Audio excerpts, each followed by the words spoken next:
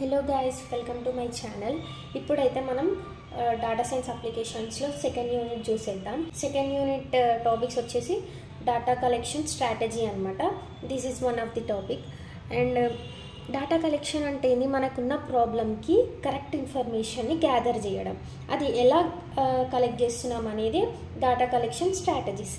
ఇవి వచ్చేసి మనకి 2 టైప్స్ ఉన్నాయి: primary data collection methods, secondary data collection methods. Primary data collection methods అంటే ఏంటి?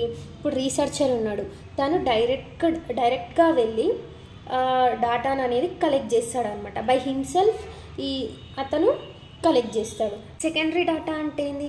ఆల్రెడీ కలెక్టెడ్ అయి ఉన్న డాటాలోనే ఆయన కొన్ని ఇన్ఫర్మేషన్ని గ్యాదర్ చేస్తాడు అనమాట.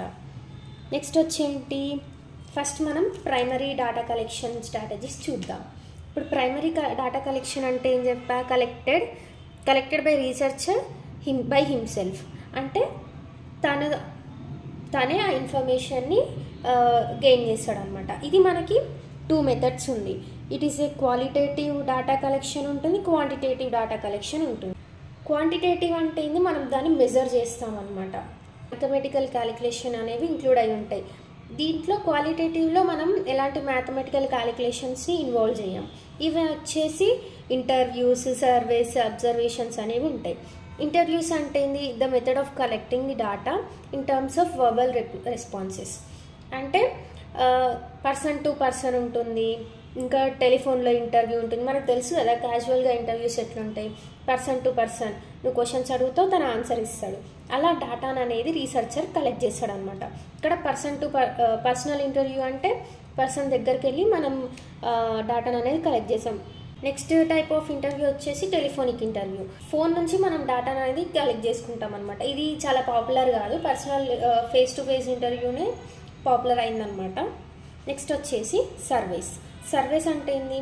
If you want large amount of data you can go with surveys. అంటే నీకు చాలా ఎక్కువ మొత్తంలో నీకు డాటా కావాలనుకుంటే నువ్వు సర్వే యూజ్ చేసుకొని డాటాను కలెక్ట్ చేసుకోవచ్చు అనమాట. ఫర్ ఎగ్జాంపుల్, నీకు ఎడ్యుకేషన్ సిస్టమ్ ఒక విలేజ్లో ఎలా ఉందో తెలుసుకోవాలనుకుంటే నువ్వు ఇంటింటికి వెళ్ళి నువ్వు సర్వే చేసుకుంటావు, ఎలా ఉంది, ఎలా జరుగుతుంది అనేది. యూజింగ్ సర్వేస్ మనం డాటాను అనేది కలెక్ట్ చేసుకుంటాం. నెక్స్ట్ వచ్చేసి అబ్జర్వేషన్ అంటే ఏంది? Just through observation we can collect the data. ఇప్పుడు నువ్వు ఒక రీసెర్చర్ ఉన్నాడు, మార్కెటింగ్లో, ఫైనాన్స్లో ఒక డాటా కలెక్ట్ చేయాలనుకుంటున్నాడు. కాకపోతే ఆయన మార్కెటింగ్లో, ఫైనాన్స్లో ఎక్స్పర్టైజ్ ఉండడు. అప్పుడు ఏం చేసుకుంటాడు?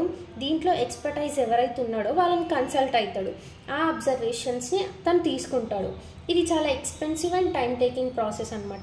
ఎందుకంటే తన అపాయింట్మెంట్ దొరకాలి, ఇంకా దొరికేసరికి మనకి చాలా టైం కూడా అయిపోతుంది కదా. సో ఇది టైం టేకింగ్ ప్రాసెస్.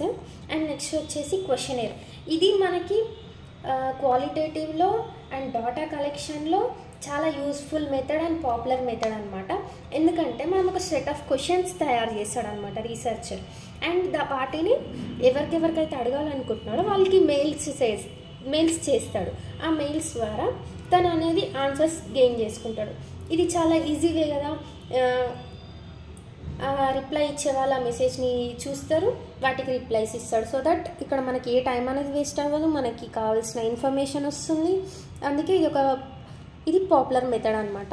నెక్స్ట్ వచ్చేసి క్వాంటిటేటివ్ అంటే ఇక్కడ మనం మ్యాథమెటికల్ క్యాలిక్యులేషన్స్ని యూజ్ చేస్తాం. By using correlation, regression methods and mean, median, mode ఇలాంటివి యూజ్ చేసి మనం డాటాను అనేది కలెక్ట్ చేస్తాం అనమాట. ఇక్కడ మనకి డాటా అనేది అర్థమయ్యేలా ఉంటుందన్నమాట. It has reliability and availability of wide range of techniques. అంటే మనకి ఇక్కడ చాలా టెక్నిక్స్ ఉన్నాయి. ఇంటర్వ్యూస్, సర్వేస్, అబ్జర్వేషన్స్, క్వశ్చనీర్స్, ఇవన్నీ టెక్నిక్స్ వల్ల మనం ఏదో ఒక టెక్నిక్ యూజ్ చేసి మనం మ్యాటర్ అనేది గ్యాదర్ చేసుకోవచ్చు అనమాట. Addresses specific research issues. ఏమన్నా మనకి ఇష్యూస్ వచ్చినప్పుడు వాటికి కరెక్ట్ ఆన్సర్ అనేది ఇది ఇస్తుంది అనమాట. Greater control. మనం ఏది యూజ్ చేసైనా మన డాటా అనేది కలెక్ట్ చేసుకోవచ్చు. So it has greater control. Disadvantages వచ్చేసి ఎక్స్పెన్సివ్. అంటే చాలా ఎక్స్పెన్సివ్, కాస్ట్ ఎక్కువ ఉంటుంది, టైం కన్స్యూమింగ్. ఇది టైం టేకింగ్ ప్రాసెస్ అనమాట. ఎందుకంటే మనం మెయిల్స్ చేసినప్పుడు ఒకరు ఆన్సర్ ఇవ్వచ్చు, ఒకరు ఇవ్వకపోవచ్చు. వాళ్ళ రిప్లై ఇచ్చేదాకా మనం వెయిట్ చేయడం, ఈ స్టేక్ హోల్డర్స్ దగ్గర మనం కన్సల్ట్ అయ్యి వాళ్ళ అడ్వైస్ తీసుకోవాలంటే అది టైం టేకింగ్ ప్రాసెసే కదా. And large volume of data, ఇక్కడ చాలా పెద్ద అమౌంట్ ఆఫ్ డాటా ఉంటుందన్నమాట. అది స్టోరేజ్ టేకింగ్ ప్రాసెస్ కదా, అంటే ఇక్కడ స్టోరేజ్ అయ్యే ప్రాబ్లమ్స్ కూడా ఉన్నాయి. అండ్ నాట్ ఆల్వేస్ ఫీజిబుల్, అంటే ఇది ఎప్పుడు కరెక్ట్గా పనిచేస్తుందని చెప్పలేమన్నమాట. నెక్స్ట్ వచ్చేసి secondary data collection methods. Secondary data collection methods అంటే ఏంటి?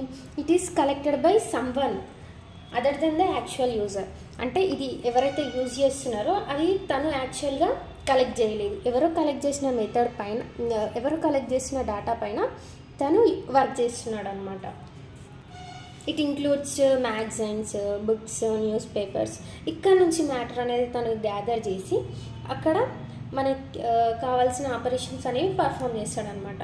ఇవి మనకి పబ్లిష్డ్ డేటా ఉంటుంది, అన్పబ్లిష్డ్ డేటా ఉంటుంది. Published data are available in various resources including government publications, public records, business documents, technical and trade journals, sales reports. ఇవన్నీ మనకి ఎప్పుడు publish చేస్తూనే ఉంటాడు కదా అప్డేట్స్, ఇలాంటివన్నీ కలెక్ట్ చేసుకోవచ్చు అనమాట మనం.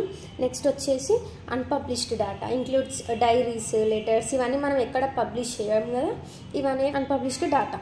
నెక్స్ట్ ఇక్కడ అడ్వాంటేజెస్ వచ్చేసి క్విక్నెస్, క్వాలిటీ. క్విక్నెస్ అంటే మనం డేటాని ఈజీగా యాక్సెస్ చేసుకోవచ్చు అనమాట, తొందరగా యాక్సెస్ చేసుకోవచ్చు ఏది కావాలంటే అది. క్వాలిటీ అంటే ఇక్కడ క్వాలిటీ కూడా ఉంటుంది డేటాకి. జనరేట్స్ ఫీజిబుల్ ఆల్టర్నేటివ్స్, అంటే మనకి ఎప్పుడైనా ఈ టెక్నిక్స్ అనేవి మనకి వర్క్ అవుతాయి అన్నమాట. అవైలబిలిటీ, డేటా అనేది ఎప్పుడు అవైలబుల్ ఉంటుంది కదా, so these are the advantages.